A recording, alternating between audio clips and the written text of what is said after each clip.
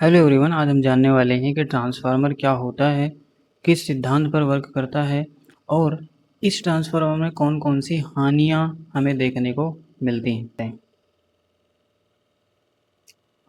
सबसे पहले हम ये जानेंगे कि ट्रांसफार्मर जो वर्क करता है उसका सिद्धांत कौन सा है। आपको एक बात पता होगा कि हमारे पास एक कॉइल होती, उस कॉइल में किसी चुंबक को जब हम लाते हैं, चुंबक को उसके भीतर लाते हैं, तब इस कॉइल में करंट बहने लगता है। क्यों बहता है? क्योंकि ये जो चुंबक होती है ना, ये जो चुंबक होता है, ये मैग्नेटिक फ्लक्स निकालता है, ऐसे। और जब इस चुंबक को इसके पास हम करीब लाते हैं, तब क्या होता है, मैग्नेटिक फील्ड में चेंज आता है। और यह जो चेंज होता है मैग्नेटिक फील्ड में, इस चेंज की वजह से वह जो ये कॉइल होती है, ये कॉइल इस चेंज को रोकना चाहता है। इसमें एक ईएमएफ इंड्यूस हो जाता है, ईएमएफ इंड्यूस हो जाता है। और यह वह ईएमएफ क्या होता है, क्या करता है, इसमें करंट फ्लो करवाने लगता है। जब इसमें करंट फ्लो करता है तब अपोजिट डायरेक्शन में, यानी कि ये जो फ्लक्स चेंज होने का मतलब क्या है कि फ्लक्स कम या फिर ज़्यादा हो, अगर फ्लक्स कम हो रहा हो तो वो फ्लक्स को बढ़ाएगा, करंट बाहर बह करके करंट इसमें बहने लगेगा जिससे उसमें फ्लक्स बढ़ जाए। और यदि इसमें फ्लक्स चेंज से कम पड़ रहा है, फ्लक्स कम पड़ रहा है, यानी कि इसको हम दूर ले जाएंगे तो क्या होगा, फ्लक्स कम पड़ेगा। फ्लक्स कम पड़ेगा तो ये इसी डायरेक्शन में फ्लक्स अपना भेजने लगेगा ताकि ये फ्लक्स कम ना हो। तो ये नेचर होता है, ये नेचर होता है कोयल का। ठीक है, ये कोयल क्या करता है कि फ्लक्स में चेंज को रोकता है। कोयल का काम क्या होता है, to oppose to oppose change to oppose sorry change the flux, change of flux, flux के चेंज को रोकने की टेंडेंसी होती है, वो अपोज करता है। ठीक है, अब यहाँ पर आपको दिख रहा होगा कि जब हम इस कॉइल में करंट को फ्लो करवाते हैं, जब इस कॉइल में करंट बहना स्टार्ट होता है, करंट इधर से ऐसे बहना स्टार्ट होता है, ऐसे, तब इसमें मैग्नेटिक फील्ड निकलती है। ठीक है, अभी जो मैग्नेटिक फील्ड निकल रही है ये ओपन है, ओपन है तो मैग्नेटिक फील्ड ज़रूरी नहीं है कि यहाँ पर इस कॉइल से भी मैग्नेटिक फील्ड निकले, ऐसा ज़रूरी नहीं, क्योंकि ये ओपन हमने करके दिखा रखा है। बट इसमें क्या है, यहाँ पर क्या है कि यहाँ पर जितनी भी मैग्नेटिक फील्ड निकल रही, वो सारी की सारी मैग्नेटिक फील्ड इस कॉइल में जा रही। ये हम कैसे कर पाते हैं, आपको पता है? आपको एक बात ध्यान रखनी होगी, एक बात जाननी चाहिए। वो बात यह है कि ये जो मैग्नेटिक फील्ड होती, वह मैग्नेटिक फील्ड आयरन के अंदर, लोहे के अंदर, आयरन के अंदर, या फिर ऐसी जगह से गुजरती है जहाँ पर रेजिस्टेंस रेजिस्टेंस ज़्यादा हो। यानी कि ये जो आयरन, एक तरफ आयरन है, ठीक है, और यहाँ पर हमने वैक्यूम कर रखा है। ठीक, तो ये जो मैग्नेटिक फ्लक्स होगा, अगर वैक्यूम में हम मैग्नेटिक फ्लक्स चलना स्टार्ट करेगा तो मैग्नेटिक फ्लक्स स्पीड कर जाएगा, इधर उधर फैल जाएगा। लेकिन आयरन के अंदर मैग्नेटिक फ्लक्स चलेगा तो आयरन क्या होगा ना, तो इसमें लिमिटेड एरिया में ही अपना रेजिस्टेंस ज़्यादा होगा। और फ्लक्स की एक टेंडेंसी होती है कि वो जहाँ पर रेजिस्टेंस ज़्यादा होता है वहीं पर वो चलता है, वहीं पर जाना प्रेफर करता है, ज़्यादा पसंद करता है, मतलब वहीं पर वो ट्रेवलिंग करता है फ्लक्स। तो यहाँ नीचे इसके कोर में, इसके कोर पार्ट में, यानी कि ये जो राउंड के रखे कर रखे हैं हम कुंडली को, इसके बीच में यदि हम किसी आयरन को डाल दें तो वो फ्लक्स जो है उस आयरन से होकर के गुजरेगा। यानी कि जितना फ्लक्स यहाँ से निकलेगा उतना ही फ्लक्स यहाँ से भी निकल करके ऐसे जाएगा, जिस वजह से ये वाला फ्लक्स हमें दूसरी कुंडली में भी मिल जाएगा।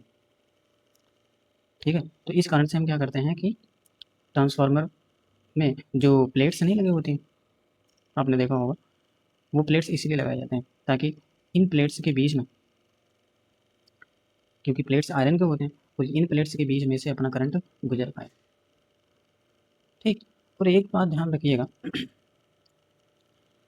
इसमें मान लेते जो करंट निकल रहा है वो आई है, ठीक है, करंट इसके अंदर जो गुजर रहा है वो आई है।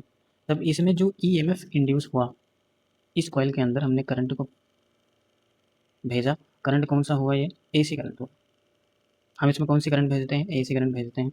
इसके अंदर हमने एसी करंट भेजा, और ये करंट जब भेजेंगे तब ईएमएफ जो इंड्यूस होता है, हमें फैराडे का लॉ बताता है कि जो ईएमएफ इसके अंदर इंड्यूस होता है वो क्या करता है? फ्लक्स में चेंज को अपोज करता है D phi by D T, यानी कि फ्लक्स में जो चेंज आया, ठीक है, वो एसी करंट है, फ्लक्स में चेंज तो आएगा ही आएगा। कैसे आएगा? क्या होता है समझिए। एसी जो करंट होता है, ठीक, फाई बराबर क्या हो? बी इंटू ए तो ठीक है, फिक्स है। ये बी क्या है? मैग्नेटिक फील्ड है। ये बी मैग्नेटिक फील्ड है, और बी किस पर डिपेंड करती है? करंट पर। किस पर डिपेंड करती है? करंट पे। और ये जो एसी होगा, एसी करंट क्या होता है? ये फिक्स थोड़ी होता है, ये करंट कम ज़्यादा होता रहता है, ठीक, क्योंकि वोल्टेज अगर कम ज़्यादा हो रहा है तो करंट भी कम ज़्यादा होगा, वैसा नहीं करंट फिक्स होगा। ठीक है, एसी में क्या होता है? वोल्टेज वेरी करता है ना, वोल्टेज कभी माइनस में हो जाता है, नेगेटिव में हो जाता है तुरंत, मतलब वोल्टेज की डायरेक्शन बदलती रहती है। जब वोल्टेज की डायरेक्शन बदलेगी तो करंट भी बदलेगा, यानी कि वोल्टेज और करंट एसी में दोनों ही बदलते हैं। जब वोल्टेज और करंट बदल रहा है तो ये बी की वैल्यू भी बदलेगी, बी बदलेगा तो यहाँ पर अपने को फ्लक्स भी चेंज होता हुआ दिखाई दे रहा है। और D phi by D T का होता है फ्लक्स में चेंज कितना आ रहा है विद रिस्पेक्ट टू टाइम, क्या होता है? D phi by D T. तो ईएमएफ जो इंड्यूस होता है, ईएमएफ इंड्यूस को हम लिखेंगे, क्योंकि मान लेते हैं एक टर्न, हमने जो D phi by D T लिखा हुआ था वो एक टर्न की वजह से लिखा हुआ था, जहाँ पर एन बराबर 1 था। अब नंबर ऑफ टर्न अगर हमारे पास एन है तो ईएमएफ जो इंड्यूस हो जाएगा minus of N times D phi by D T, ठीक है। अब इसी की वजह से ये क्या हुआ, पहली में हमने देखा, पहली कुंडली में, ठीक। अब यही अगर सारा का सारा फ्लक्स इस कुंडली में जाने लगे, इस कुंडली में नंबर ऑफ टर्न अगर n1 हो, इस कुंडली में नंबर ऑफ टर्न अगर n2 हो, तो दूसरी कुंडली में फ्लक्स कितना हो जाएगा? क्योंकि फ्लक्स इसमें भी जा रहा है तो D phi by D T flux में चेंज जो होगा वो जितना इसमें होगा उतना दूसरी वाली कुंडली में भी होगा, ठीक। बट नंबर ऑफ टर्न दूसरी वाली कुंडली में n2 हमने रखे हैं, ठीक, समझिएगा। जो यानी कि ईएमएफ जो इंड्यूस हुआ सेकेंडरी कॉइल में वो बराबर होगा नंबर ऑफ टर्न जो दूसरी कॉइल में है n2 into D phi by D T, क्योंकि फ्लक्स जो भी है सारा का सारा दूसरी कॉइल से गुजर रहा है, ठीक है। अब हम देखेंगे वर्किंग ऑफ ट्रांसफार्मर, कि ट्रांसफार्मर वर्क कैसे करता है। हमने आपको बता ही दिया कि हाँ म्यूचुअल इंडक्शन होता है, ठीक है। जैसे ये कॉइल है अपने पास, इस कॉइल से करंट बहना स्टार्ट हुआ, करंट कैसा होगा? एसी वोल्ट, सॉरी, करंट कैसा होगा? एसी वोल्टेज होगा।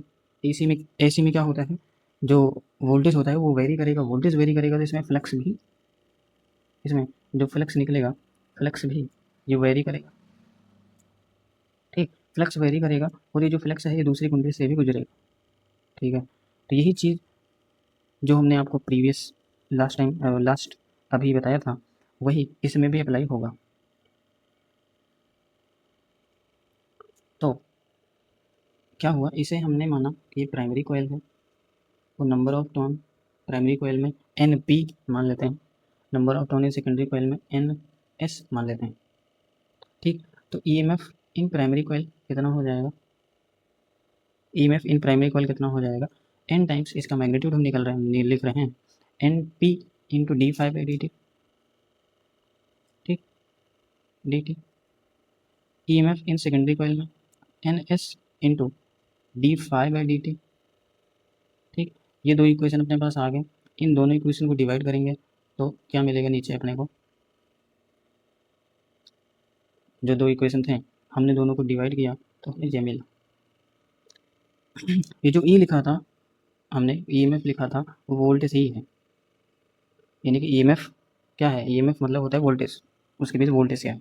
यही वोल्टेज ही है। तो वोल्टेज सेकेंडरी अपन वोल्टेज प्राइमरी बराबर number of turn in secondary coil upon number of turn in primary coil,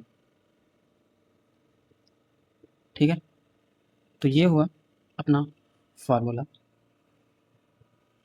जिस वजह से हम ट्रांसफार्मर के वोल्टेज का स्टेप ट्रांसफार्मर में वोल्टेज को बढ़ाते या फिर घटाते हैं, ठीक। अब ट्रांसफार्मर के वोल्टेज को कैसे बढ़ाते हैं और कैसे घटाते हैं यह देखते हैं। देखिए, ट्रांसफार्मर के वोल्टेज को बढ़ाने का मतलब क्या हुआ कि वोल्टेज जो सेकेंडरी वाली कॉइल में है वोल्टेज जो सेकेंडरी वाली कॉइल में है वो ज़्यादा होनी चाहिए वोल्टेज इन प्राइमरी वाली कॉइल में, ठीक। तब इसको हम कहेंगे कि स्टेप अप वाले ट्रांसफार्मर है।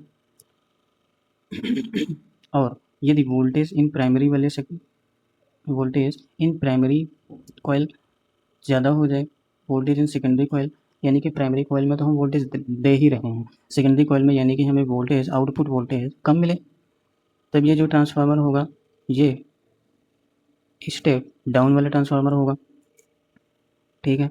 अब आप यहाँ से हमको देख करके बताइए कि स्टेप अप हम ट्रांसफार्मर कैसे बनाएंगे। स्टेप अप ट्रांसफार्मर का मतलब है कि इसका वोल्टेज अगर हम ज़्यादा करना चाह रहे हैं तो जो इसमें नंबर ऑफ टर्न या सेकेंडरी कॉइल है इसको भी हमें ज़्यादा ही करना होगा, यानी कि नंबर ऑफ टर्न अगर सेकेंडरी कॉइल में हम ज़्यादा रखेंगे तो हमें वोल्टेज ज़्यादा मिलेगा।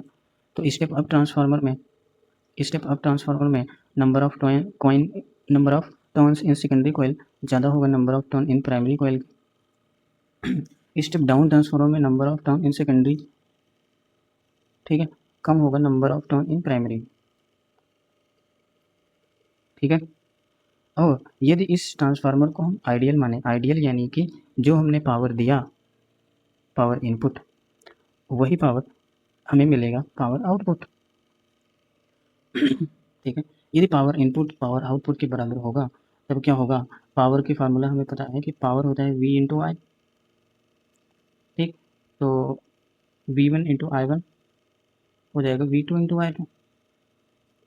यहाँ से V1 अपान V2 बराबर हो जाएगा I2 बाय I1, यानी कि हमें दिख रहा है कि ये जो वोल्टेज है इन्वर्सली प्रोपोर्शनल हो जाएगा इन्वर्सली प्रोपोर्शनल हो जाएगा करंट के, यानी कि जो ट्रांसफार्मर स्टेप अप है, स्टेप अप में हमें सेकेंडरी कॉइल में वोल्टेज ज़्यादा मिलेगा, लेकिन सेकेंडरी कॉइल में करंट अपने को कम मिलेगा I2, ठीक।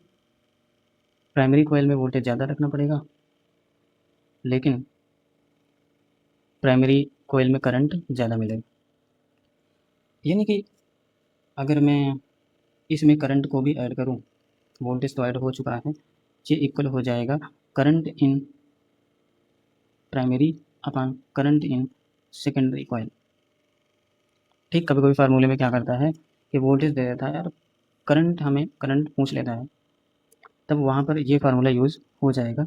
ये कब यूज होगा, करंट इक्वल कब होगा, जब ये ट्रांसफार्मर अपना रियल हो। आइडियल ट्रांसफार्मर के केस में ये कब यूज होगा, रियल के केस में, सॉरी, ये यूज होगा जब आइडियल ट्रांसफार्मर होगा, लेकिन जब ट्रांसफार्मर अपना रियल हो जाएगा तब क्या होगा, voltage in secondary upon voltage in primary बराबर नहीं होगा current in primary upon current in secondary, यानी कि करंट हमें उतना नहीं मिलेगा क्योंकि पावर अलग अलग है, लेकिन ये जो वोल्टेज है वो number of turn in secondary upon number of turn in primary इसके बराबर हमेशा होगा, चाहे वो ट्रांसफार्मर रियल हो या फिर ना हो, ठीक है। तो इसमें वही सारी चीज़ें लिख रखी हैं कि स्टेप अप ट्रांसफार्मर में क्या होगा, ठीक। Step up versus step down. Step up में क्या होगा, वोल्टेज हमें सेकेंडरी कॉइल में ज़्यादा मिलेगा, करंट कम मिलेगा। स्टेप डाउन में क्या होगा, वोल्टेज हमें सेकेंडरी कॉइल में कम मिलेगा और करंट ज़्यादा मिलेगा, ठीक है। और कुछ चीज़ें यहाँ पर भी लिखी हैं की पॉइंट्स के रूप में कि नो मूविंग पार्ट्स, यानी कि जो ट्रांसफार्मर के अंदर पार्ट्स होते हैं वो मूव नहीं करते हैं, वो फिक्स होते हैं, ठीक। वर्क ऑन एसी, हमने बताया कि ये एसी करंट पर वर्क करता है, डीसी पर वर्क नहीं करेगा, क्योंकि डीसी में फ्लक्स में चेंज आएगा नहीं, तब उसमें करंट इंड्यूस होगा नहीं, फ्लक्स में चेंज होना जरूरी है। और दे रखा है कि energy is transferred by magnetic field. आपने देखा ही है कि एनर्जी जो है मैग्नेटिक फील्ड, यानी कि ये जो कॉइल था प्राइमरी वाला, यहाँ से मैग्नेटिक फील्ड निकल करके दूसरे में जा रही थी, जिसे हमने क्या कहा था, फ्लक्स कहा। तो इन्हीं फील्ड की वजह से एनर्जी ट्रांसफर होती है। यहाँ पर इस कॉइल में गया तो इस कॉइल में हमारा करंट बहने लगा, यानी कि एनर्जी दूसरे कॉइल में हमें देखने को मिला। और एक पॉइंट लिखा हुआ है कि voltage changes frequency remains same, यानी कि एसी करंट में जो होता है वो फ्रिक्वेंसी जो होती है एसी करंट की वो सेम रहती है, फ्रिक्वेंसी बदलती नहीं। ठीक है। अब अगर स्टेप अप और स्टेप डाउन का हमें बनाना हो ग्राफ, जैसे कि हमें इनपुट वोल्टेज इतना दिया गया, हमें दो प्रकार से बनाना है, एक स्टेप अप और स्टेप डाउन। स्टेप अप में क्या होगा, वोल्टेज अपने को ज़्यादा मिलेगा, स्टेप डाउन में क्या होगा, वोल्टेज कम मिलेगा। ठीक, ये वोल्टेज आउटपुट है, ये वोल्टेज आउटपुट है, ये वोल्टेज हमने इनपुट दे रखा है। ठीक, इनपुट वोल्टेज इतना दिया स्टेप, ठीक, इनपुट वोल्टेज हमने इतना दिया और आउटपुट वोल्टेज अपने को स्टेप अप ट्रांसफार्मर में इतने मिलेगा, स्टेप अप ट्रांसफार्मर, ये रहा स्टेप डाउन ट्रांसफार्मर। तो ये अपने को वोल्टेज आउटपुट इतना मिलेगा, यानी कि ये जो वोल्टेज आउटपुट है पहले वाले वोल्टेज से कम मिलेगा और जो वोल्टेज आउटपुट स्टेप अप वाले में होगा उसमें वोल्टेज ज़्यादा देखने को मिलेगा। ओके, अब आते हैं, हमने जो बताया था आपको रियल और आइडियल। ठीक, तो आइडियल ट्रांसफार्मर में लॉस हम क्यों नहीं करते, उसको अज्यूम करते हैं उसमें लॉस ज़ीरो, लॉस नहीं हो रहा उस ट्रांसफार्मर के अंदर। जब उस ट्रांसफार्मर में लॉस नहीं हो रहा तो इसमें जो पावर है, पावर इन प्राइमरी बराबर कर सकते हैं पावर इन सेकेंडरी। ठीक, और जो रियल ट्रांसफार्मर होता है उसमें कुछ लॉसेस देखने को मिलते हैं, यानी कि यहाँ पर पावर इन प्राइमरी बराबर नहीं कर सकते हैं पावर इन सेकेंडरी। और क्या होता है, पावर इन सेकेंडरी हमेशा कम ही होगा पावर इन प्राइमरी के, यानी कि जितना पावर हमें मिलनी चाहिए थी उतनी पावर नहीं मिलेगी, कुछ पावर लॉस हो जाएगा। कब लॉस हो जाएगा, जब ये रियल और प्रैक्टिकल ट्रांसफार्मर हो, यानी कि रियल ट्रांसफार्मर हो। तो इसमें लॉसेस जो देखने को मिलते हैं, कौन कौन से लॉसेस हो जाएंगे अपने रियल ट्रांसफार्मर में। तो एक लॉस होता है इसमें कॉपर लॉस। ठीक, एक इसके अंदर होता है कोर लॉसेस। कोर लॉसेस दो टाइप के हो जाते हैं, एक हिस्टैरिसीस लॉसेस और ईडी करंट लॉसेस। ठीक, ये जो कोर लॉसेस होते हैं, कोर लॉसेस को देखिएगा, कोर लॉसेस स्पेशली करंट प्रवाहित होने से होती है, यानी कि ये जो अपनी वीडिंग कर रखी है, जो अपनी कॉइल है, ये कॉइल किसी न किसी मटेरियल का बना होगा। ठीक है, जब ये किसी न किसी मटेरियल का बना है और इसमें करंट बह रहा है, तो करंट बह रहा है तो इसमें रेजिस्टेंस भी होगा। ठीक है, जो जब इसमें रेजिस्टेंस है तो इसमें हीट का लॉस होता है कितना, I square R into T, heat loss. समय के अकॉर्डिंग इसमें कोई ना कोई रेजिस्टेंस है, इसमें करंट बह रहा है, इस कॉइल में जो करंट बह रहा है इसी करंट की वजह से इसमें लॉस हुआ और इसी को क्या कहा हमने, कॉपर लॉस। ठीक, ये क्या हुआ अपना कॉपर लॉस। और हो जाता है हमारा कोर लॉस। कोर लॉस में हिस्टेरेसिस लॉसेस क्या होता है, थोड़ा सा समझिएगा। हिस्टेरेसिस लॉसेस को इस प्रकार हम दिखा सकते हैं कि ये आप यहाँ पर ध्यान दीजिए कि आपको प्लेट्स दिख रही हैं, प्लेट्स, ये प्लेट्स किसके होती हैं बता, आयरन की, यानी कि लोहे की प्लेट्स होती हैं। और लोहा यानी कि फेरोमैग्नेटिक मटेरियल है, फेरोमैग्नेटिक मटेरियल है। फेरोमैग्नेटिक मटेरियल में क्या होता है, जब इस मटेरियल को किसी मैग्नेटिक फील्ड में रखा जाता है, यानी कि एक मैग्नेटिक फील्ड अपनी जा रही है, इस मटेरियल को इस मैग्नेटिक फील्ड में रख दिया गया, तब इसमें एक डाइपोल उत्पन्न हो जाता है। और आपको पता है कि इस ट्रांसफार्मर में हम एसी करंट यूज़ कर रहे हैं, एसी करंट में ये जो मैग्नेटिक फील्ड है कभी तो इस डायरेक्शन में होगी और कभी इस डायरेक्शन में होने लगेगी।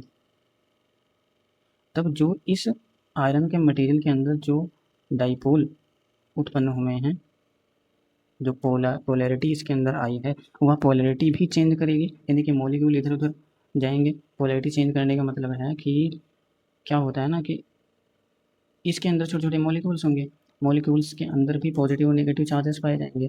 तो जो पॉजिटिव और नेगेटिव चार्जेस हैं वो डाइपोल क्रिएट करते हैं और वही डाइपोल की डायरेक्शन जब इस मटेरियल के अंदर बदलेगी, इस डायरेक्शन के बदलने की वजह से, क्योंकि यहाँ पर क्या होता है, ये मटेरियल को किसी मैग्नेटिक फील्ड के अंदर किसी मटेरियल को रखते हैं तो इसमें मैग्नेटाइजेशन और डीमैग्नेटाइजेशन होता है। तो इस मटेरियल के अंदर जो मैग्नेटाइजेशन और डीमैग्नेटाइजेशन हो रहा है उसी की वजह से इसमें क्या हुआ है कि जो इसमें डाइपोल उत्पन्न हो रहा है वो डाइपोल की डायरेक्शन लगातार बदल रही है। इस डायरेक्शन के बदलने की वजह से इसमें इस मटेरियल में लॉस देखने को मिलता है, जो हिस्टैरिसीस लॉसेस होता है। एक होता है eddy current losses. Eddy current losses कब देखने को मिलता है, ये क्या आपको पता है कि ये जो अपना ट्रांसफार्मर है, इसमें जो प्लेट्स हैं ना, वो अलग-अलग टुकड़े में क्यों लगाए जाते हैं? छोटी-छोटी पत्तियाँ पतली-पतली सी क्यों होती हैं? उसको एक मटेरियल के रूप में क्यों नहीं रख देते हैं, एक पूरी बॉडी बना कर के? उसका कारण ये होता है कि अब देखिएगा, हमारे पास है एक मटेरियल, ये, ठीक? समझ लीजिए थोड़ा-सा। और हम क्या कर रहे हैं, इसमें हम भेज रहे हैं मैग्नेटिक फील्ड को, ठीक? ये है मटेरियल और इसमें हम मैग्नेटिक फील्ड को भेज रहे हैं। जब किसी मटेरियल के अंदर हम मैग्नेटिक फील्ड को भेजते हैं तो छोटे-छोटे इसमें लूप्स बन जाते हैं। इसमें लूप्स छोटे और बड़े कई प्रकार के लूप्स बनते हैं। ये जो लूप्स बनते हैं ना, इसमें एक करंट उत्पन्न होता है इस लूप्स के अंदर, ठीक? ये जो लूप्स बनते हैं छोटे-छोटे, इन लूप्स के अंदर एक करंट उत्पन्न होता है जिसे हम कहते हैं ईडी करंट। अब ये करंट उत्पन्न हुआ, लूप्स बना, अब लूप्स जो बने, ठीक है, करंट के, वो भी लूप्स जो बने करंट के, उसमें जो करंट बह रहा है, वह करंट एक मटेरियल के अंदर ही बह रहा है और मटेरियल के अंदर बह रहा है तो मटेरियल का कुछ ना कुछ रेजिस्टेंस होता है, रेजिस्टेंस होता है। इसकी जो रेजिस्टेंस वैल्यू होगी, इसमें करंट बहुत सारे लूप बन जाएंगे, कई सारे लूप बन जाएंगे, और जब बहुत सारे इसमें लूप बन चुके हैं, कई सारे इसमें लूप बन गए हैं, तो इस लूप की वजह से हीट का लॉस बहुत ज़्यादा बढ़ जाएगा। ठीक है, तो यही जो इस लूप्स के अंदर जो करंट बहता है, लूप्स के अंदर जो करंट बह रहा है, इसी को हम कहते हैं क्या, ईडी करंट। इस करंट की वजह से लॉस देखने को मिलता है। तो यह करंट यानी कि यह लूप ना बने, यह लूप कब नहीं बनेगा, समझिएगा, हमारे पास यही कोर मटेरियल है, ठीक? और हम चाहते हैं कि ये लूप अपने को देखने को ना मिले। कब देखने को नहीं मिलेंगे? जब हम क्या करेंगे कि इसको छोटे-छोटे प्लेट्स में अगर हम बदल दें तो? कैसे? अगर हम इसको छोटे-छोटे प्लेट्स में बदलेंगे, ऐसे, तब क्या होगा, जो लूप बन रहा था वो लूप अब, क्योंकि प्लेट्स है कि नहीं, वो लूप जो बनते हैं वो प्लेट्स के अंदर ही बनते हैं, ठीक है? तो अब ये जो लूप्स बन रहे हैं बहुत छोटे-छोटे बनेंगे, मतलब बड़े लूप बनने के चांसेस नहीं है, क्योंकि लूप जितना बड़ा बनेगा लॉस उतना ही ज़्यादा होगा। तो इसमें लूप बहुत छोटे-छोटे बनेंगे, बहुत माइनर लूप्स बनेंगे, जिसमें करंट बहुत ज़्यादा, जिसमें ईडी करंट बहुत ज़्यादा नहीं बह पाएगी। जब ईडी करंट बहुत ज़्यादा नहीं होगी, इस वजह से अपना लॉस कम हो जाएगा। यही कारण है कि हम यहाँ पर छोटे-छोटे प्लेट्स रखते हैं, ना कि एक आयरन का पूरा कोर। इस वजह से हम ईडी करंट को रोक पाते हैं। और एक लॉस और देखने को मिलता है ट्रांसफार्मर के अंदर, जो कि है लीकेज ऑफ फ्लक्स। यानी कि ये रियल ट्रांसफार्मर है, क्योंकि आइडियल ट्रांसफार्मर में हम कुछ भी नहीं मानते हैं, हम ये मानते हैं कि इसमें लीकेज ऑफ फ्लक्स वगैरह कुछ हो नहीं रहा, जितना फ्लक्स यहाँ पर निकल रहा उतना ही फ्लक्स हमें दूसरे कॉइल में मिल रहा है। लेकिन रियल ट्रांसफार्मर में एक्चुअली होता ऐसा नहीं है। लीकेज ऑफ फ्लक्स यानी कि ये अपना कॉइल है, ये अपनी कॉइल रही, कॉइल के यहाँ से फ्लक्स निकलना स्टार्ट हुआ। अब फ्लक्स निकलना स्टार्ट हुआ, लेकिन ज़रूरी थोड़ी है कि ये पूरा का पूरा फ्लक्स इस मटेरियल के अंदर ही जाए। बात आपकी बिल्कुल सही है कि जो करंट, हमने आपको बताया भी था कि हाँ, करंट जो बहता है वो करंट आयरन के अंदर, यानी कि रेजिस्टेंस वाले मटेरियल के अंदर से ज़्यादा फ्लक्स से गुजरता है। लेकिन ज़रूरी नहीं है कि वो सारा का सारा करंट, वो सारा का सारा फ्लक्स उस मटेरियल के अंदर से ही गुजरे। कुछ फ्लक्स बाहर भी निकल जाता है, बाहर फ्लक्स लीकेज भी हो जाता है। जो फ्लक्स लीक हो गया तो वो पूरा फ्लक्स हमें यहाँ पर मिला नहीं। अब जब फ्लक्स हमें पूरा का पूरा यहाँ पर मिलेगा नहीं, तब वो एक प्रकार का क्या होगा, लॉस ही तो होगा। तो इस प्रकार अपना क्या हुआ, लीकेज ऑफ फ्लक्स भी एक प्रकार का लॉस अपना हुआ। ठीक, समझ में आया आपको? कोर लॉसेस, कोर लॉसेस यानी कि क्या हुआ, ईटी कोर लॉसेस यानी कि अपनी को हमने जो आपको बताया था, इस प्लेट में, जो आयरन के प्लेट में जो ईडी करंट उत्पन्न, ईडी करंट जो आ जाता है, और जो हाई हाई हिस्टैरिसीस लॉसेस जो होता है, ठीक, हिस्टैरिसीस लॉसेस किस वजह से होता है, मैग्नेटाइजेशन और डीमैग्नेटाइजेशन की वजह से। और एक है कॉपर लॉसेस, कॉपर लॉसेस अपने रीडिंग में होता है, और फ्लेक्स लीकेज लॉसेस। तो इस प्रकार के लॉसेस अपने को देखने को मिलते हैं। धन्यवाद, बहुत अच्छा लगा आपके साथ मिल करके। आपको इसी तरह वीडियो देखने के लिए हमारे चैनल को सब्सक्राइब करें और जुड़ जाएं। Thank you.